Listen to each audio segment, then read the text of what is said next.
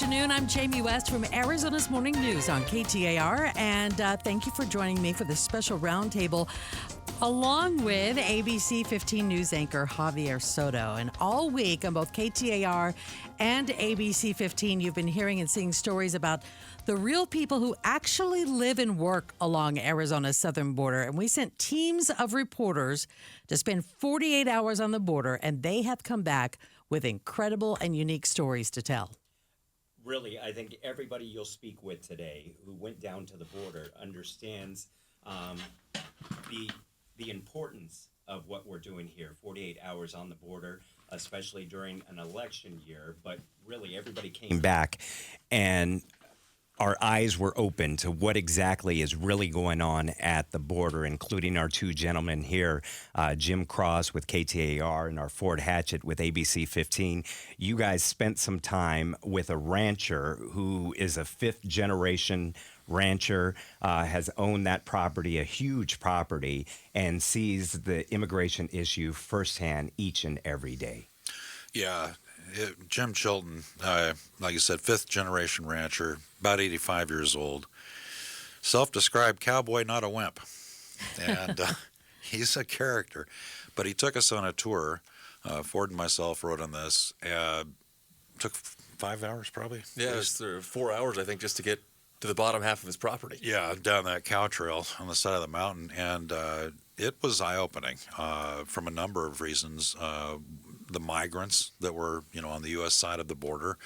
He took us to an area where the border wall construction had stopped, but if you go west from there were gaps in the wall, some 100 feet wide, some 20, 25 feet wide. Some had vehicle barriers, other parts didn't have any vehicle barriers.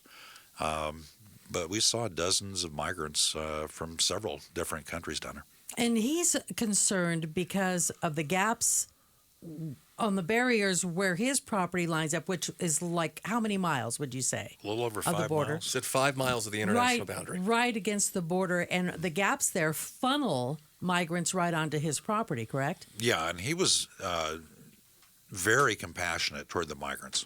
Absolutely no ill feelings toward them at all. Well, so far as he's installed, I think it was 29 different water fountains on his property because he noticed that, and something tragically we saw, people have died on his property. Like 35, migrants. Right? 35 since he's been there in 1987. Wow. But he found his cowboys. He has 5 cowboys. One of them found a body on, I think he said 2 or 3 years ago, and alerted him to that. But, and I can understand it. Even at this time of the year, it's brutal. I mean, it is some of the most remote country, rugged country I've been into in Arizona the whole time I've been here. Ford, I know when he took you guys along for a ride down that border wall, there were encampments that you guys came across. What did you discover there? It was people from all around the world. I mean, we spoke with people from Haiti, from India. I think there's El Salvador. And it was a camp. There was tents set up. Probably 2 dozen, maybe even 3 dozen people in that camp. Yeah.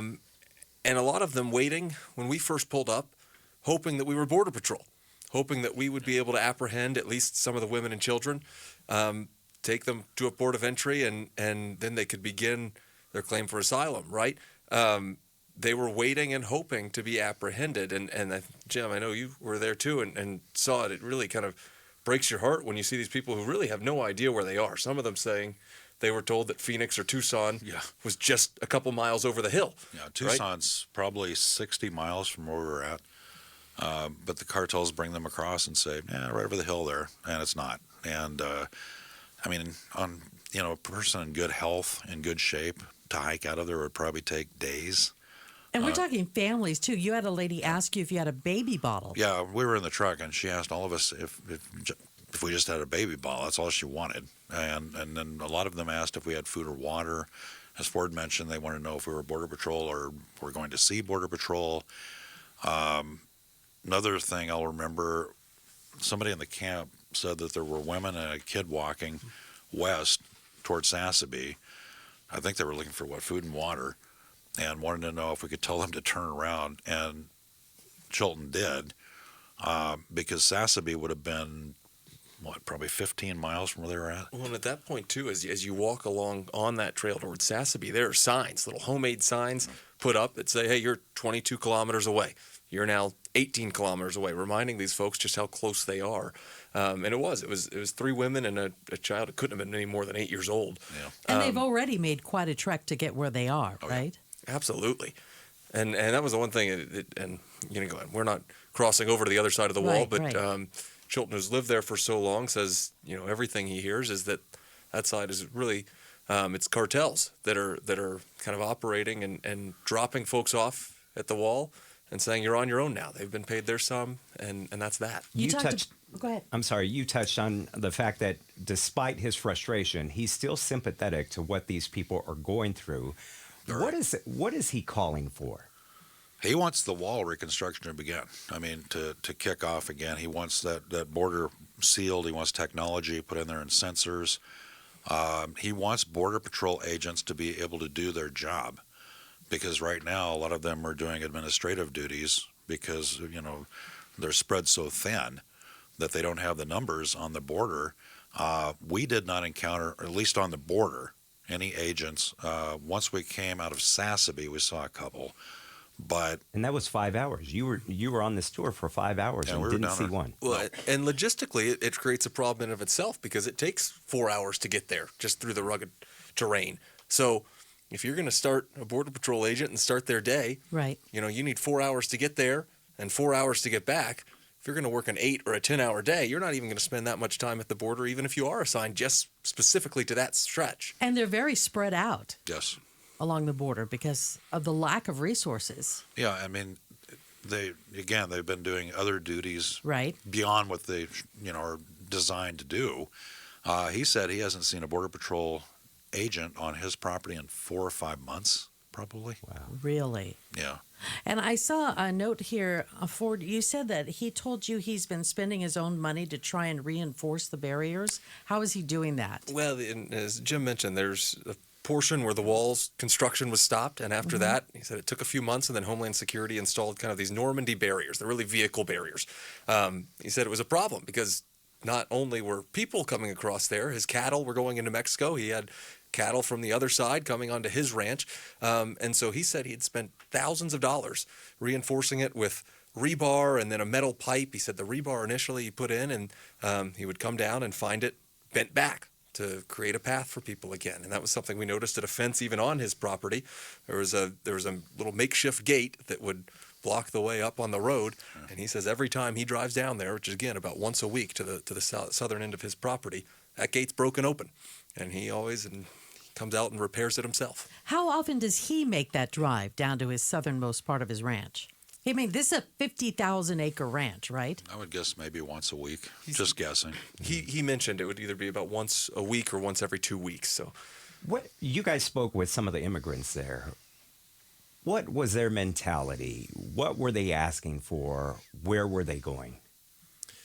Go ahead. I think it was confusion on a lot of the faces, right? They had achieved the goal. They had made it across, and there was no solution. Most of them were walking to Sassabee, trying to find somewhere that would take them to the next step of their journey. And there isn't much there. No, it's a ghost town basically. There's a grocery store that's probably as big as this room. There's, I think, one gas pump. I think there's a post office and a school, and that's it. Most of the homes are empty. So. And this is one of the areas that's highly crossed.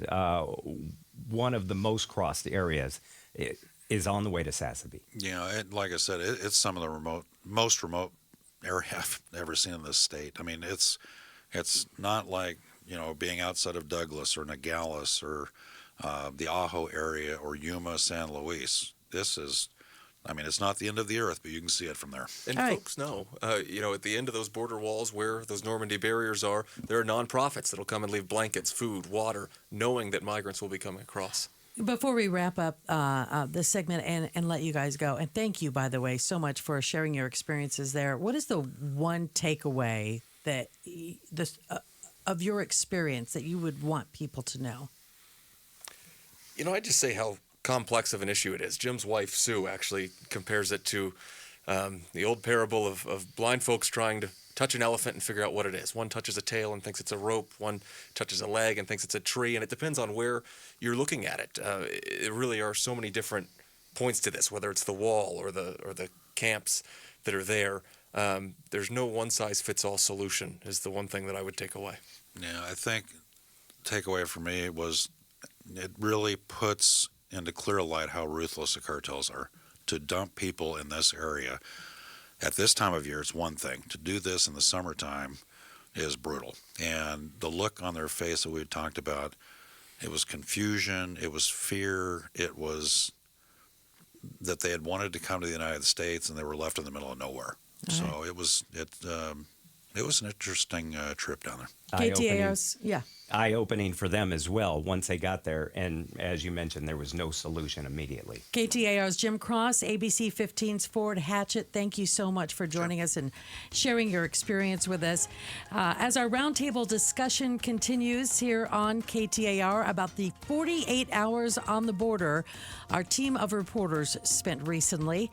I'm Jamie West from Arizona's Morning News on KTAR, along with ABC 15 news anchor Javier Soto, and we'll be right back. Thanks for joining us as we continue our roundtable discussions with KTAR and ABC 15 reporters who recently spent 48 hours on our southern border. I'm Jamie West from Arizona's Morning News on KTAR, along with ABC 15 news anchor Javier Soto. And we got off to a great start talking about Jim Cross and Ford Hatchett's visit to a ranch down in southern Arizona. I want to get to ABC 15 morning anchor Nick Saletti. He does a tremendous job for us. And what I love about your report now is you actually have a compare and contrast from when you were there about a year ago when Title 42 ended. We're going to get to that in a second. But we want to talk to you about your interview with the Border Patrol chief, because I think that's instrumental in this whole conversation.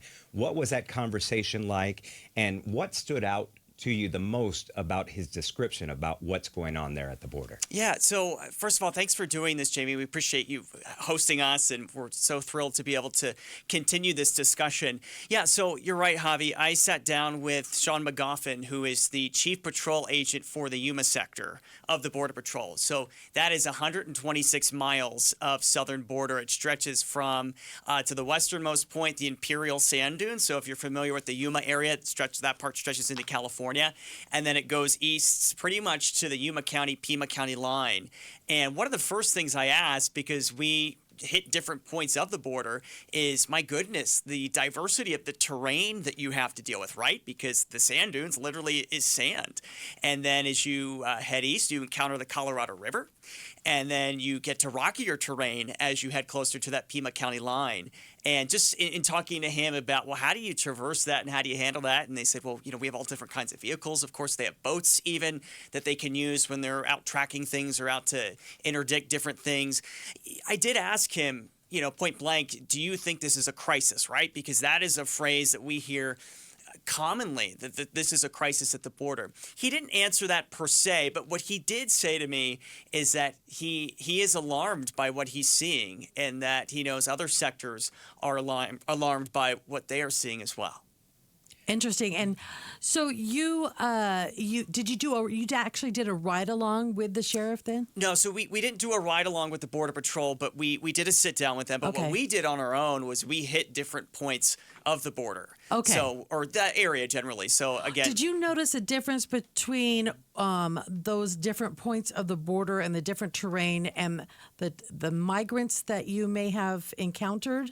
So we only encountered migrants, I would say, closer to the Yuma area, sort of near Somerton, San Luis. Mm-hmm. There is an area where the fence, the wall doesn't continue there. So that's a common spot where folks will congregate and come over. And that was also an area that we went to in May of last year when Title 42 was ending. So we thought, let's go back there because we want to see, kind of compare and contrast, what is it like? And what was the difference, or was there a difference compared with last May? Yeah, I mean, with Title 42 ending, we were there the day before it ended and then the day after.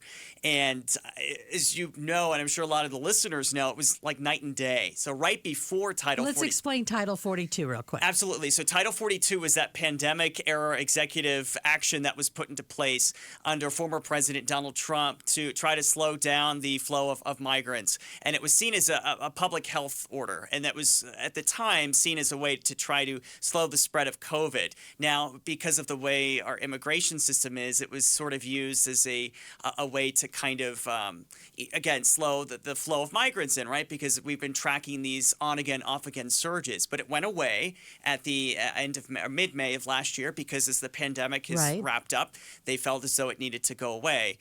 So that was ending. So what we saw down there in Yuma was sort of a mad dash to get in before it ended. And then the next day after it ended, it was, like I said, night and day. We didn't really see that many people at all. Now, that wasn't to say that there wasn't any. But over the past year, just to give you guys some context, the folks that I know in Yuma have told me here and there, they have seen these surges where they'll go a couple weeks where they're in the middle of it, and then it's quiet again for a couple months, and then for a few more weeks they'll have another surge. It's interesting too because we'll kind of get a heads up deeper into Mexico of a large group traveling together, heading for the U.S. border. Yeah. And then a week or two later, here they are. Yeah, Jamie, you're right, because in my conversation with the chief patrol agent of the Yuma sector for Border Patrol, he said they have, technology there. They have partners in Mexico that are keeping them abreast of what is happening, what the trends are, what the paths are. Because that's another thing, too, is, these are people we're talking about, right? So things are always changing. So right now, when I was in Yuma, they're not really experiencing much of a surge right now. They're still seeing a lot of people. Don't get me wrong. The numbers are still up from what they were in, let's say, 2020. But the Tucson sector right now is really what's experiencing a surge. So what happens in cases like that is they will bring people over so the Yuma sector can help process them, too. So it's kind of like a team effort, right? If one is feeling the strain right now, then the other sector is going to hop in and help them out where they can. Despite not seeing the surge that we saw back in December, where Border Patrol reported record-breaking apprehensions of 250,000 people plus, you were still seeing busloads of people showing up who were seeking asylum. They were processed, and then they were going elsewhere. Yeah, Javi, that's such a good point because, you think about even one busload of people, and to give you guys some context, it was about 50 people on a bus. So if you think about that, that's still 50 individuals, 50 humans that are coming over that need a place to go. So we were at what happens is after the migrants they're background checked, they're screened, they're fingerprinted, they're photographed, I believe. There's a whole process that they go through. And they told me that pretty quickly they're able to decipher whether someone is allowed to be here or not, meaning is there any kind of criminal record, meaning is there some kind of prior immigration violation that would mean that they're not able to be here right now. Because there's a waiting period where if you've been removed, you can't come back for a certain amount of time. So they said pretty quickly they're able to determine that. After that, if they find out someone is, let's say, making an asylum request, well, the way that our laws are set up, they legally have the right to do that. So there's a whole process for that. We mentioned the background checks and whatnot. But from there, the Border Patrol legally has to release them after that. And then there's a whole process. There's court dates that they would need to show up for, or maybe a report by date where they have to report to immigration officials from there. So I really want to hear about your experience on the bus. Sure. And I really want to hear about the Regional Center for Border Health, which I know nothing about, and I would love to be educated on. And I'm sure our listeners aren't familiar with what this place is. So will you join us for the next segment as well so we can talk more about it? All right. Thanks so much. Nick Saletti with ABC15, Javier Soto with ABC15 also joining me. I'm Jamie West from KTAR's Arizona's Morning News. You're listening to a roundtable discussion of 48 hours on the border.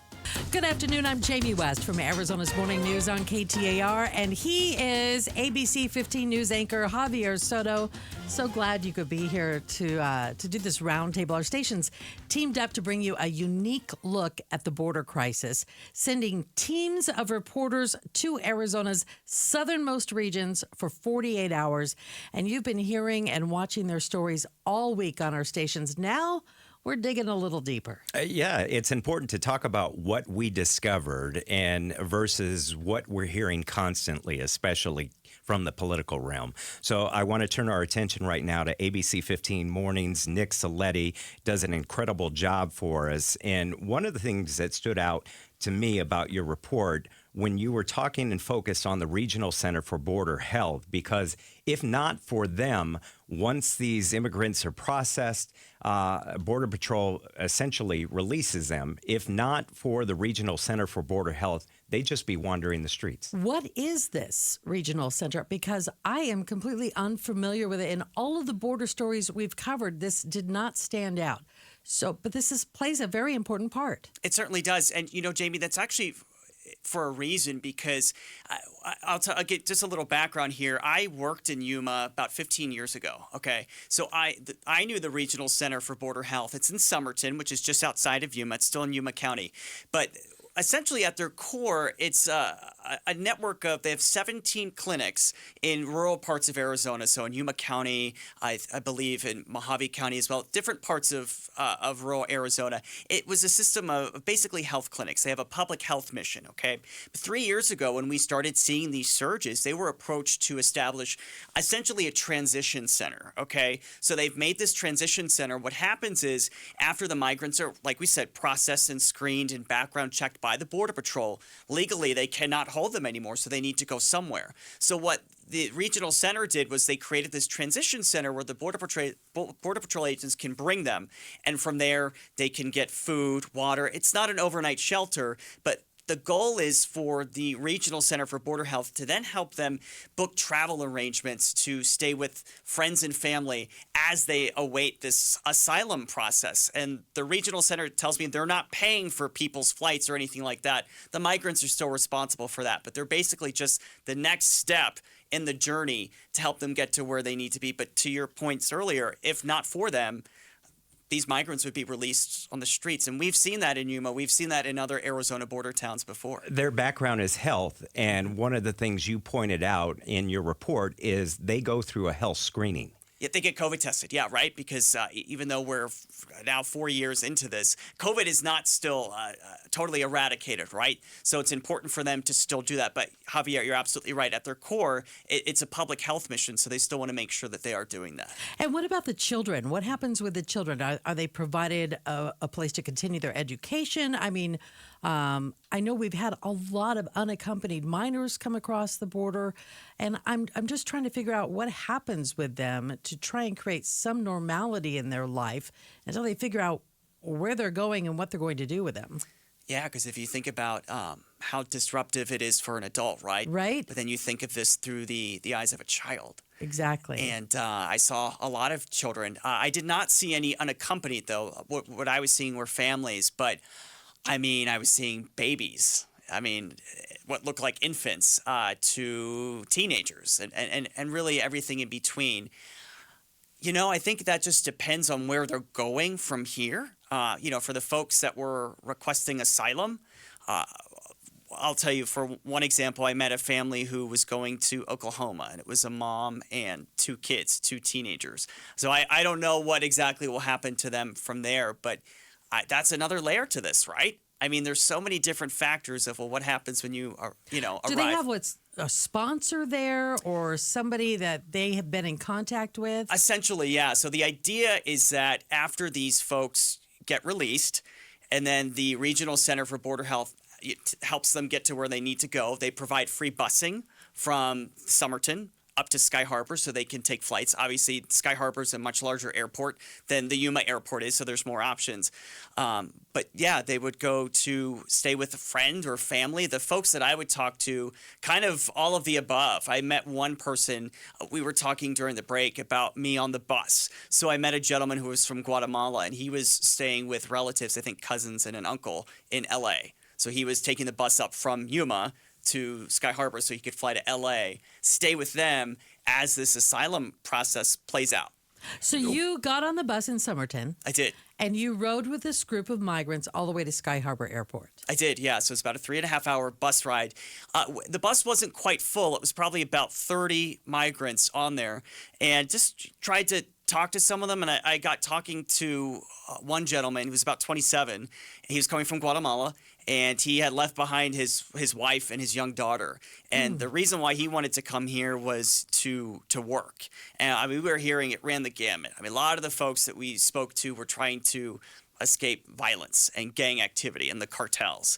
But they were also talking about the lack of economic opportunities in their country. Let me quickly. How many of those stories do you think that that's what they felt they needed to say to seek asylum? Or were they actually coming from those type of violent situations? Yeah, you know, that is a common question that we get. It's hard to tell, but what I will say is in so many of these people, you see the pain, you see the fear, you see the anguish in their eyes, and you can almost feel it from their hearts when you talk to them.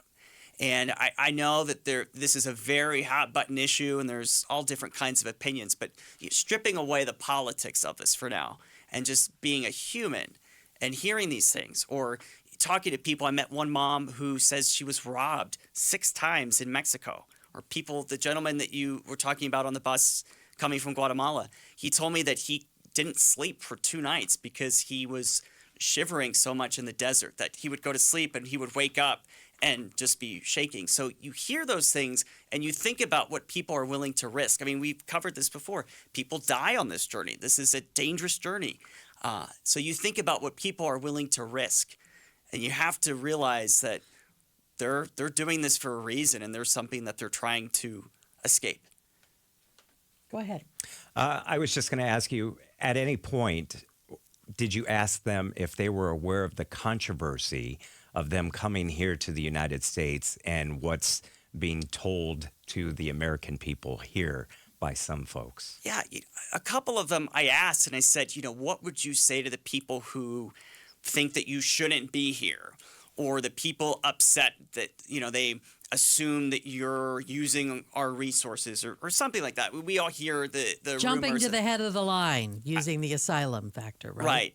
And so many of them told me they felt like this was their only option. And they, time after time, told me, we're not here to take advantage. We're not here to cause any issues. We want to work. We want to build a better life. We want our chance at the American dream, essentially, is what they said.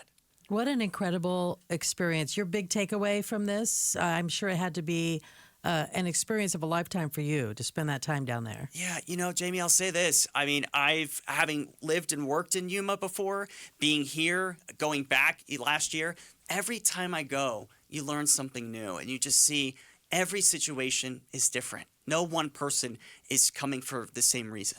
ABC 15's Nick Saletti, thank you so much for joining us. Incredible stories.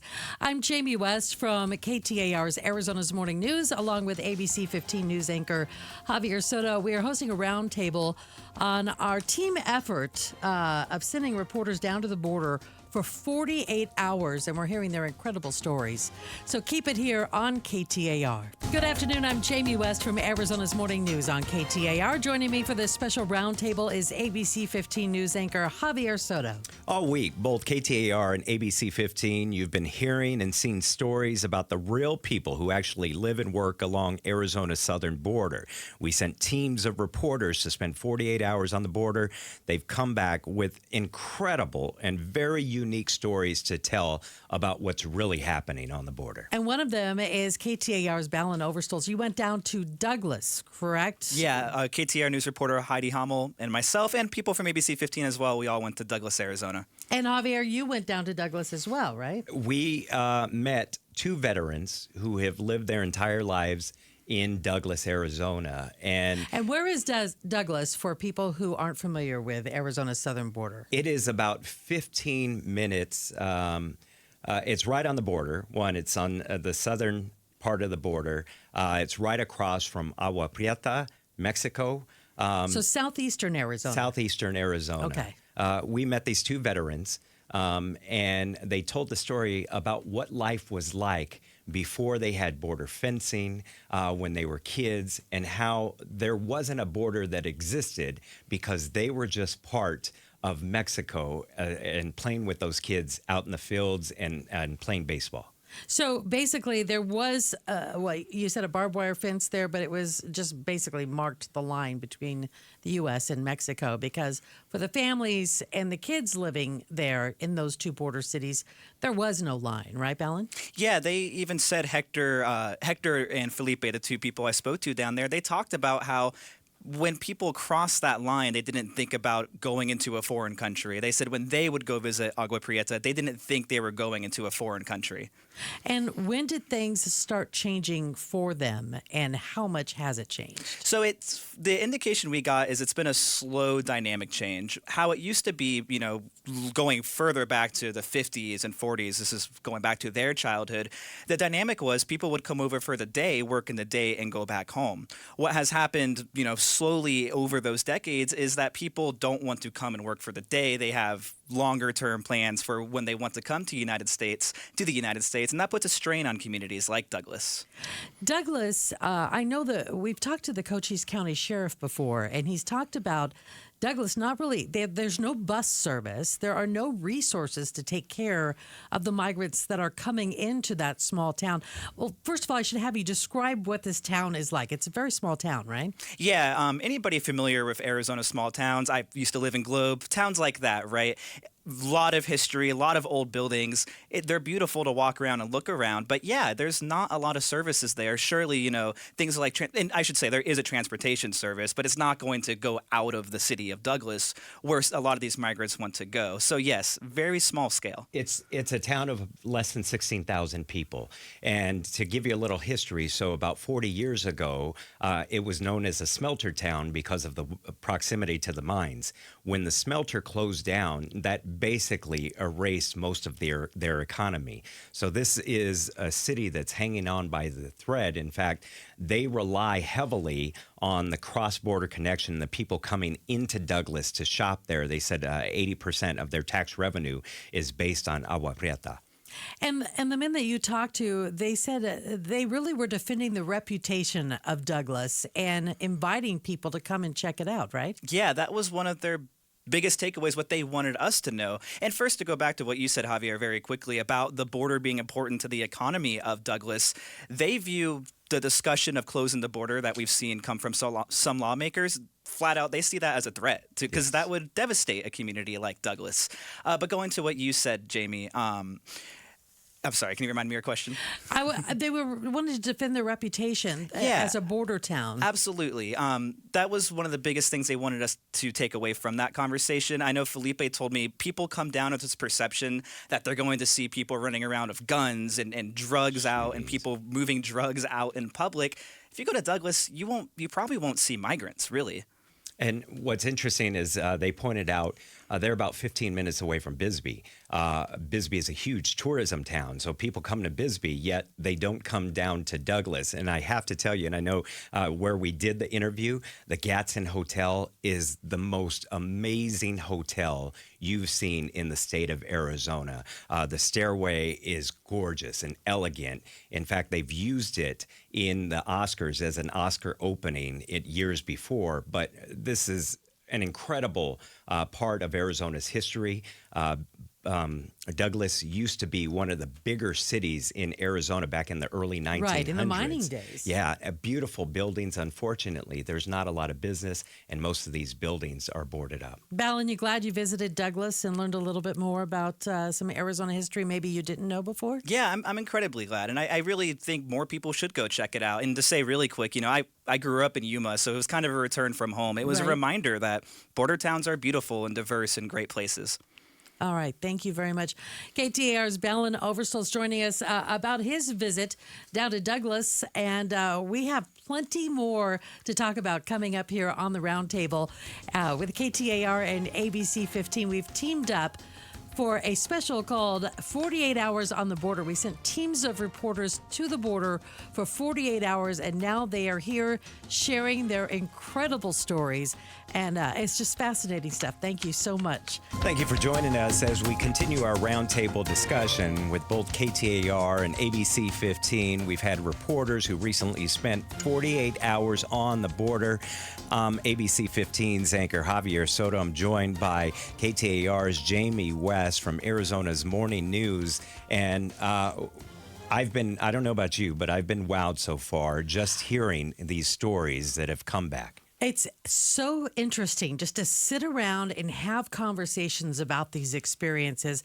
I'm absolutely loving this, and I'm learning a lot. You know, even as an Arizona native, there's so many things to discover, especially now. Things have changed a lot since I was a kid.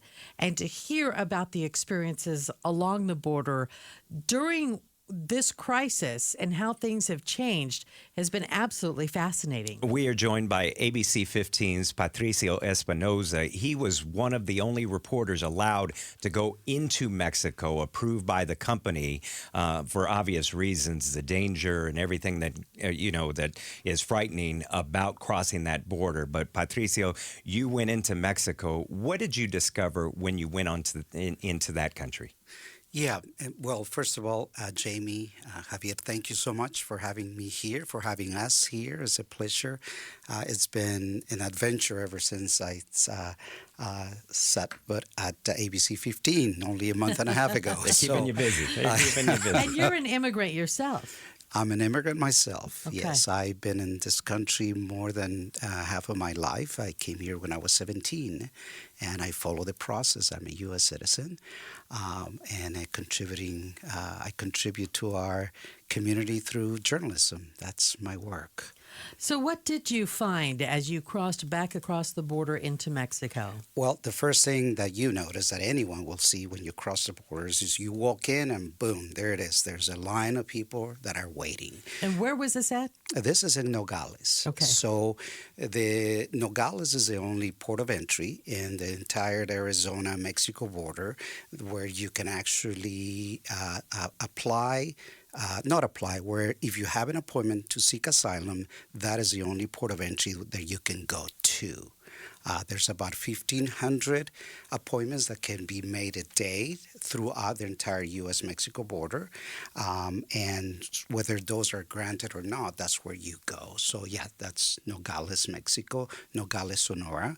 And that's what you notice. It's this line of people. Some are daily crossers. They have daily work permits. They come back and forth. Others are waiting in line just to be called, waiting for their number. And one of the things you discovered about those people waiting is sometimes they're waiting weeks, they're waiting months, and they're essentially homeless on that side.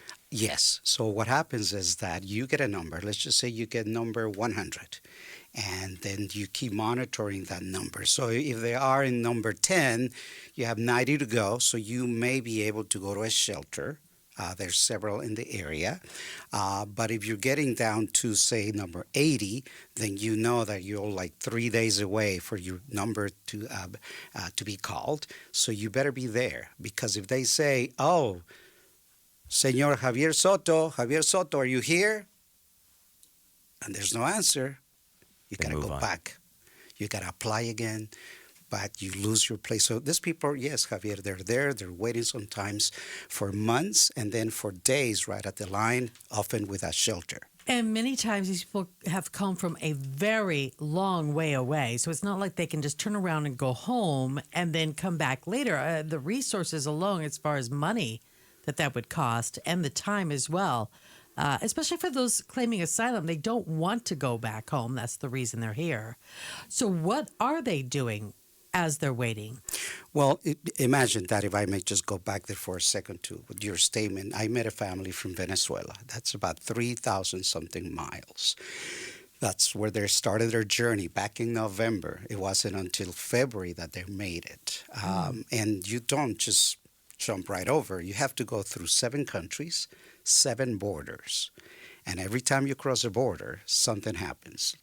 They were lucky, blessed, that Nothing more than people taking their money happened. But it was a single mother, 24 years old, 34 years old, and two kids, a girl 12 years old and a little boy 8 years old. And they made it through. So they're waiting because in Venezuela, according to them, there's just nothing for them. There's no resources. There's no good medical aid. There's not a future for the kids. And that was the first thing I asked her. Why did you do this? And right away, my children. My children. What were the conditions of the children? Because you figure they've come from far, 3,000 plus miles. What were the conditions of the children? It's amazing. You sometimes it's like bless the innocent of a child, Javier. So one of the kids, 8-year-old Fabian, he's out there, he's playing soccer and all that. And I just went out and I say, hey, Fabian, how you doing? I'm doing good. I asked him, why did you come? Well, because I want to come to the United States. You do? Why? Because they pay better. He's been hearing all these things. Right. And I asked him, well, do you know what the United States is? And it was like that, a little silence. He couldn't really explain. Is it a country? And it's just, those, if that may or may not answer your question, but they're just so innocent that at this time, he doesn't know any better. Maybe 10, 20 years from now, he will have something back then or experiences that he may not want to remember. He did remember that they were robbed, that they took money from them, but luckily frightening nothing for a else. kid, huh? Yeah. Even for an adult. We're talking to ABC 15's Patricio Espinoza, and you actually were one of the reporters that was allowed to go across the border and talk to the people who are awaiting their entry into the U.S. and sometimes living on the streets with their families. What kind of conditions are they living in? I mean, is there anybody helping them at all as far as bathing and eating and drinking? Yeah, well, there are different groups, and about the only thing they have going for them is that at least they can communicate across the border, because everybody obviously speaks Spanish, so then maybe they can find resources, ask questions, Okay. but still, a lot of the people come from very humble backgrounds, and they just are not as resourceful that one of us may be. So there's a group that have been able to find shelter, usually run by religious organizations, by the municipality of Nogales, volunteers, social workers. So I met a pastor from Phoenix, Ramon Montoya. He used to go there every other weekend with his wife. They finally said, we can't sustain this anymore. So he moved there. And through donations, he's been able to build 2 shelters, one to help those with addiction, another one for children.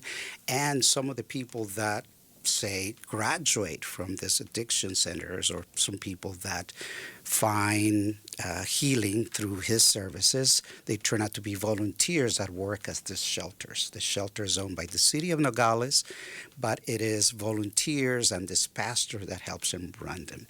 The other side are people out on the street, and every Wednesday they go out with coffee, soup, burritos, and they give this to the people out on the streets, especially those waiting in line. And you just have to see the smiles when they get a cup of coffee. And that really stood out to me in one of your stories, the description of watching a woman who had been waiting months get a cup of coffee. Yeah. What was that like to see that?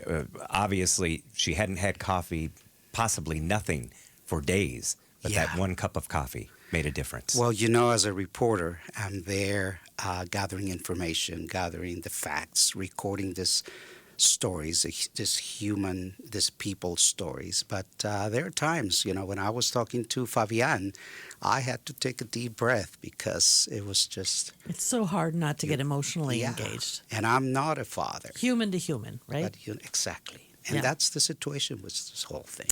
Thank you so much for sharing your story with us. Thank you. Just wonderful that you're able to express it and bring other people into your experience and share it with all of us. So thank you very much. Patricio Espinoza from ABC 15.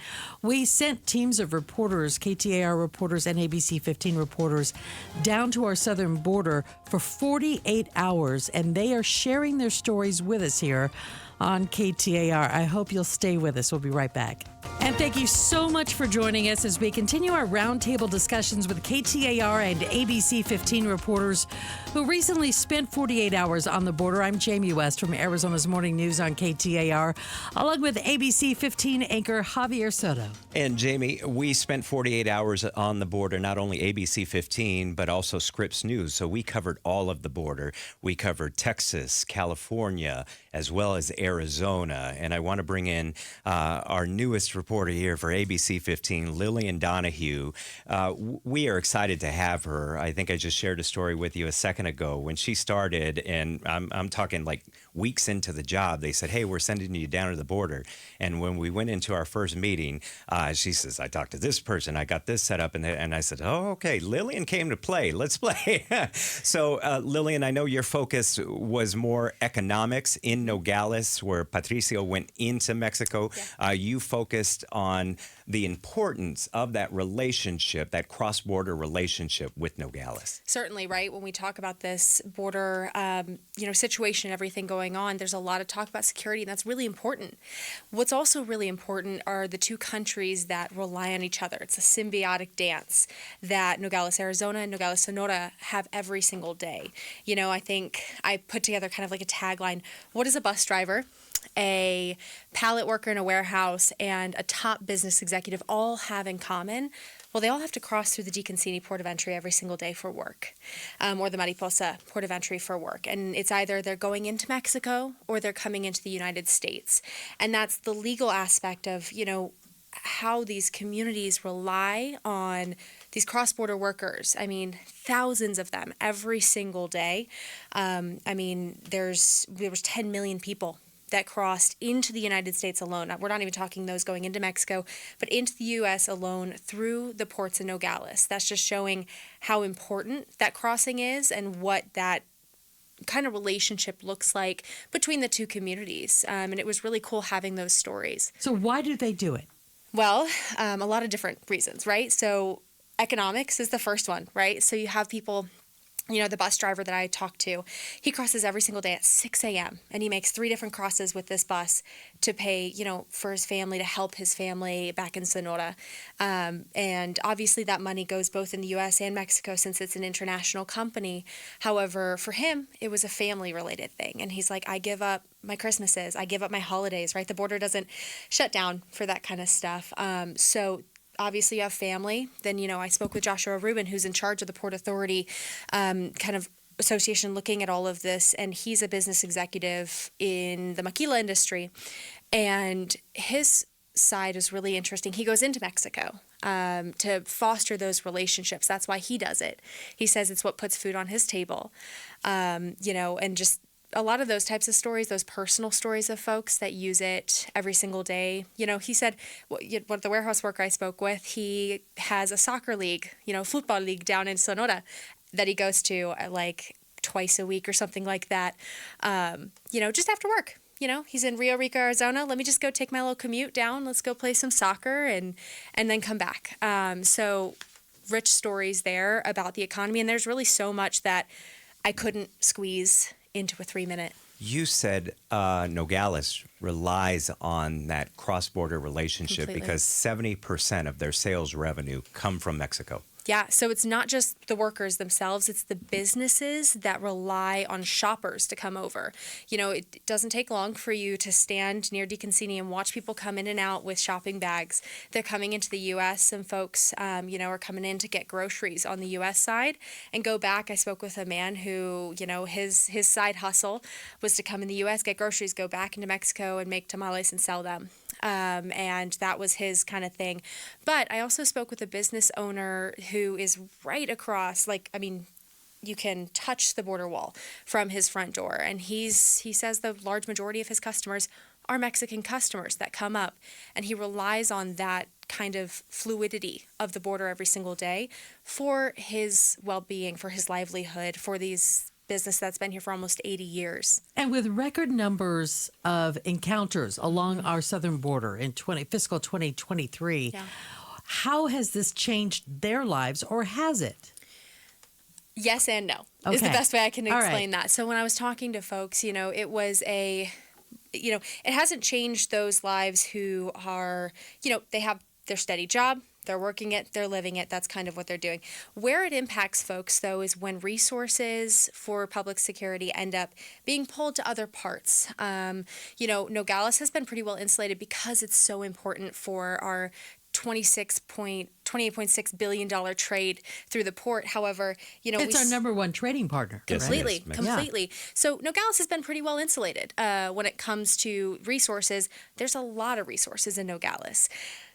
But like we saw in Lukeville, right? So when that port was shut down, resources were pulled to other parts of in between the ports, right, to secure that. And so there's a worry from some folks that I spoke with. Well, if it gets worse, do we, could a port? Close the port. Yeah, could they pull resources from our port? They haven't felt that impact yet. That's just something they don't want to see in the future. But with the bigger crowds, too, the waits to cross back and forth have to be taken into account, correct? And that's exactly something that, I couldn't fit into that 3.5-minute story that I was able to do. But in order to continue this huge trade that we have going, all of these jobs that rely on our border as an opportunity in and of itself, a connecting structure rather than a dividing structure, you have to have fluid mobility through it, right? So, some folks, I was talking to director of Index, with Maquilas down in Sonora, and, he's like, well, we have a great relationship with the U.S. We love working with Arizona companies, but we want to get more trucks out. We want to get more stuff north. And, when you have a few lanes shut down at Mariposa or in DeConcini, it's hard. Right. And so I think that's the next step, is to modernize and make it easier for those who are trying to do their jobs to bring stuff over. And we saw the same thing in Douglas because they're looking at expanding their port. And that was one of the things that they feared, that with the escalating immigration and the surges that we saw would be similar to what we saw in Lukeville, where they closed that port. It devastated both sides of that border, those border towns, especially when you look at like Rocky Point. And so they were fearful that if this escalates, if this continues with no solution, that eventually they're going to close those ports, and both sides of the border heavily rely on each other. And Lillian, thank you very much. Speaking of Douglas, KTAR's Heidi Hommel made a trip to Douglas as part of our 48 Hours on the Border, and she spoke with the county commissioner in Cochise County, talking about the drain on resources for this small community. Huge. We'll have more on that coming up in just a few minutes as we continue our roundtable 48 Hours on the Border with KTAR and ABC 15 News. I'm Javier Soto from ABC 15 News. We are continuing this roundtable discussion with KTAR as well as our ABC 15 reporters who recently spent 48 hours on the border. I am joined by KTAR's Jamie West.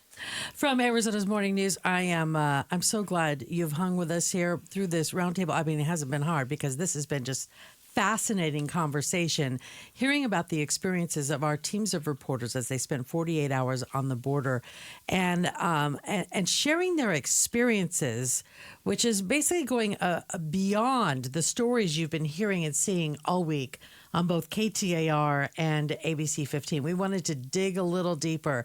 So joining us is KTAR's Heidi Hommel. You were in Cochise County, Douglas specifically, right? And taking a look at how strapped these small communities are for resources without any federal help. And yet the feds are bringing the migrants to them, right? Yes, we went down to Douglas, and one of our first interviews there was with Cochise County Supervisor Ann English. And she told us that the community in Douglas, they're empathetic to these migrants, but they're growing frustrated because when they cross over illegally in that section of the border, Border Patrol will, they claim asylum to Border Patrol, and then they're brought into Douglas to be processed. And now there's not a lot of resources in Douglas. It's a very small town. So from there, they're then bused from a state-funded bus program to Phoenix or Tucson, a larger transportation hub, to go stay with a sponsor and wait for their asylum hearing. And one of the things we discovered, because we were also in Douglas, is, to what Heidi said, there are no resources. So essentially, when they get to Douglas, I mean, I know I mentioned this earlier, this is a town that is cash strapped. There's not a huge economy there. So they don't have the resources, but more importantly, they don't have the transportation. So they don't have an Uber, they don't have bus lines, they don't have railways, they don't have airports. So when these migrants are sent to Douglas, there's nowhere for them to go. There's no jobs there, there's no resources, there's no food. So they stay in this Catholic church, usually for 24 to 48 hours, and then the state has to bring a bus in to bus them out to bigger cities. What kind of solutions is the county and are the cities working on or hoping for?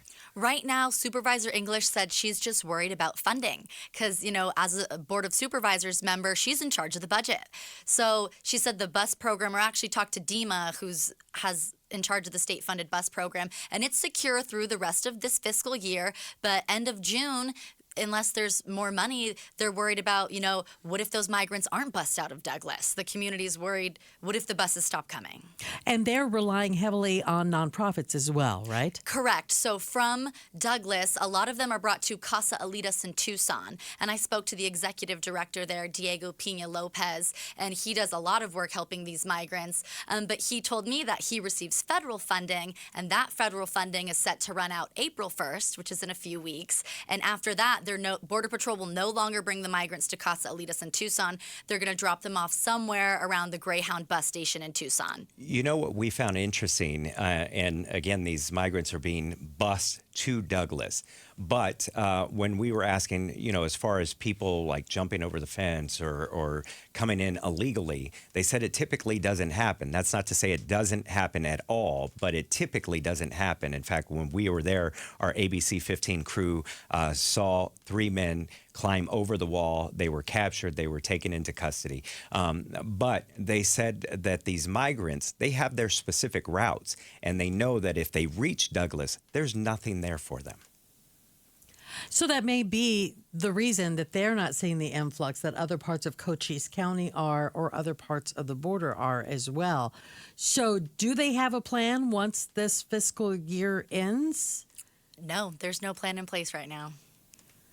And then what? I mean, are they calling on the governor, or what are they? Well, Supervisor English, she said that, it's a federal problem, which we've heard time and time Right. again. And she was actually mad at Congress. She said President Biden does not have the authority to close the border.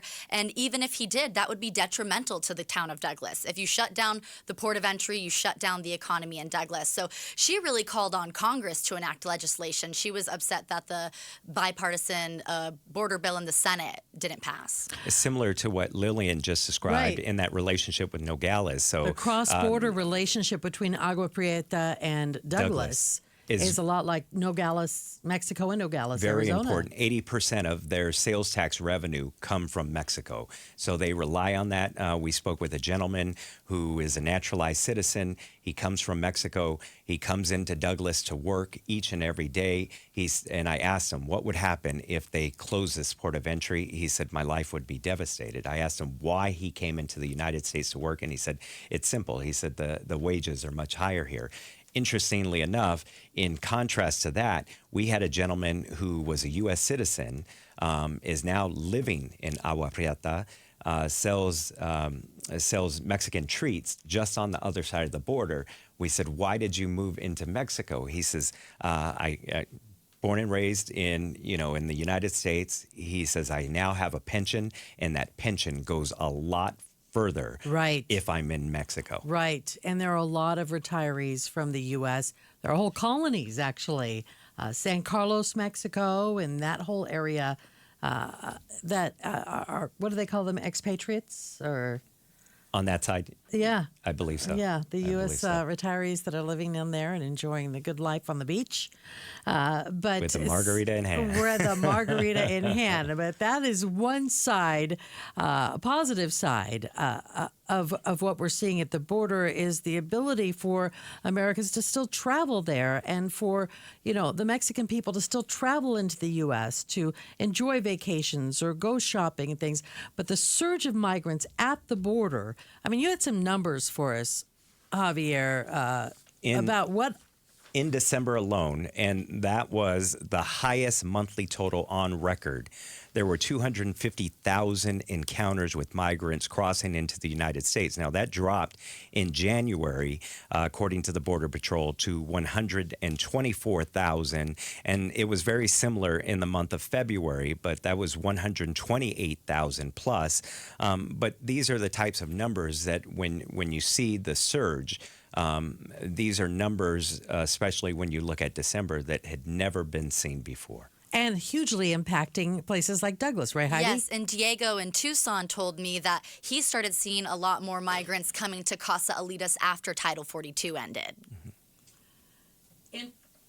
Let me turn on my mic here. Interesting. So what was your big takeaway from Douglas? What did you come away there thinking people need to know about this? My big takeaway, well, we keep hearing this word crisis. It's a border crisis, right? And I asked Ann English directly, is it a crisis? And she didn't give me a direct answer either, not a yes or a no. But she said she thinks a crisis is something that's uncontrollable and that this is being controlled but not by us. And so coming back from Douglas, I didn't see a border crisis in Douglas. There's no visible presence of migrants there, but they are there. But I think listening to everyone else's stories from 48 Hours on the Border and the other reporters at ABC15, when you put the collective of the stories together, it does certainly look like a crisis to me. Thank you very much. And we have just loved listening to your story and to the explanation. I mean, to actually send journalists down and not have an angle, just to see for ourselves what's actually happening there, what people are going through who live and work there, what it's like for them on a daily basis, not just, a 2-hour visit by, a politician, but to actually talk to the people who are dealing with this on a daily basis. It's just been very fascinating to listen to. So thank you very much. And to take these 48 hours and, to get a broader perspective of what we did, not only ABC 15, but Scripps, all you have to do is go to abc15.com/border. All the stories are right there on the main page. As well as KTAR.com if you want to see and hear more of Heidi's story. She was just telling. We have some great video and pictures there as well. So we've got it covered between the two of us, right? ABC 15 and KTAR News. And we're going to be back and kind of wrap up a little bit about what we've learned today. A lot to talk about. And we still have a lot more to talk about in the time remaining here. You're listening to a roundtable between KTAR and ABC 15, talking to our reporters that spent 48 hours on the border. And I hope you'll stick with us. Thank you. Good afternoon. I'm Jamie West from Arizona's Morning News on KTAR. And joining me is ABC 15 News anchor Javier Soto. And our stations, they teamed up to bring you a unique look at the border crisis, sending teams of reporters to Arizona's southernmost regions for 48 hours. You've been hearing and watching their stories all week. And for the past 2 hours, hearing more from those reporters as we dig a little deeper.